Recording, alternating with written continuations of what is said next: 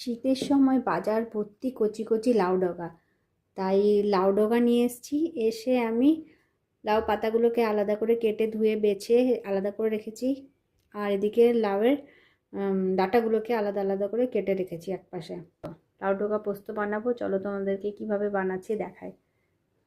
কড়াইটা গরম হয়ে গেছে, কড়াইতে দিয়ে দিলাম সর্ষের তেল। সর্ষের তেলটা ভালোভাবে গরম হয়ে গেলে এবার আমি তেলের মধ্যে দিয়ে দিলাম সামান্য কালো জিরে, একটা লঙ্কা দিয়ে দিলাম। এবার ছোট ছোট করে আলুগুলো কেটে রেখেছিলাম, আলুগুলো একটু ভাজা ভাজা হয়ে গেলে আমি লাউ ডাঁটা দিয়ে দেবো। আলুটা একটু ভাজা ভাজা হয়ে গেছে, এবার আমি এর মধ্যে ডাঁটাগুলো প্রথমে দেব, একটু পরে আমি লাউ শাকটা দেব।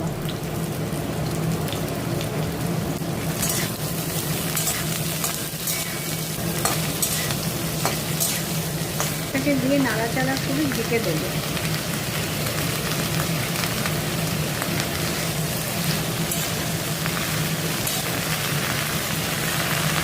এবার স্বাদ মতন লবণ আর হলুদ দিয়ে দেবো।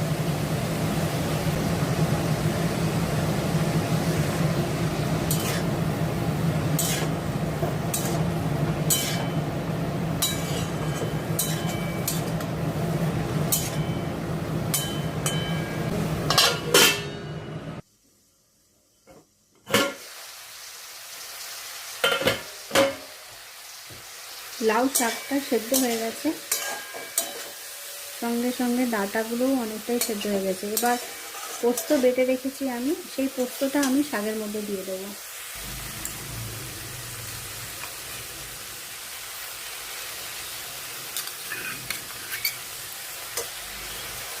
পোস্তর বাটিটা ধুয়ে তার জলটাও দিয়ে দিলাম।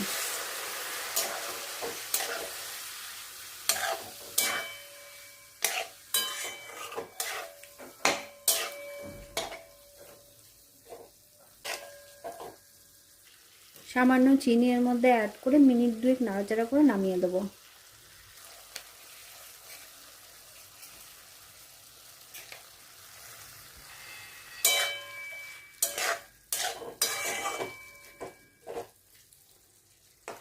শাক, আলু, ডাঁটা সব সেদ্ধ হয়েছে ভালোভাবে।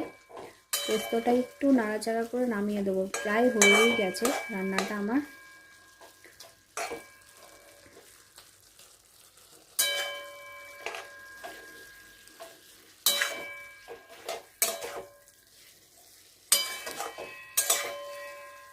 হয়ে গেছে আমার লাউ ডাঁটা দিয়ে পোস্ত।